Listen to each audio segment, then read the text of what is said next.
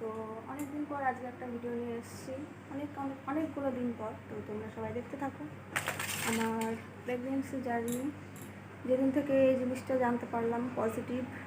তো ওয়েট দেখাচ্ছি, তারপর থেকে 8 মাসের জার্নি, যেহেতু তো সবাইকেই করতে হয়, সমস্ত মেয়েকেই, ওইটা আমি একা না। তো জিনিসগুলো মানে ভিডিওটা করে রাখছি যাতে পরে দেখতে পারবো, জিনিসটা পরে অনুভব করতে পারবো, যে আসবে তাকে দেখাতে পারবো। তো তোমরাও দেখো। তো দেখো বন্ধুরা, কত কত ওষুধ, এগুলো এখনও কিছুটা রয়েছে, আরও খেতে হবে এগুলো।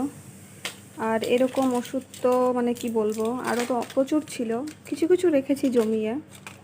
তো জমিয়ে বলতে শেষ হয়েছে, আর ফেলা হয়নি। ডাস্টবিন প্রত্যেকদিন যে গাড়ি আসে, কাঁচরা গাড়ি, তো ফেলা হয়নি এগুলো। তো ভেবেওছিলাম যে ভিডিওটা করব। আর এগুলোর মধ্যে তো আছে, এগুলো এখন চলছে আমার ওষুধ। তো কি বলবো,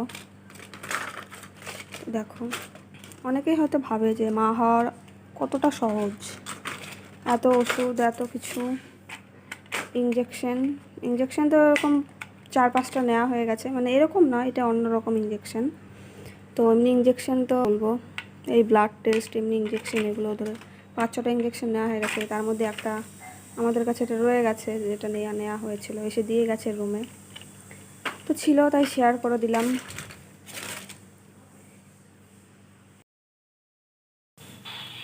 তো ভিডিওটা এই জন্যই করা, স্মৃতি হিসেবে রেখে দিলাম ইউটিউবে, পরে আবারও দেখতে পারবো সেই জন্য, এছাড়া কিছুই না।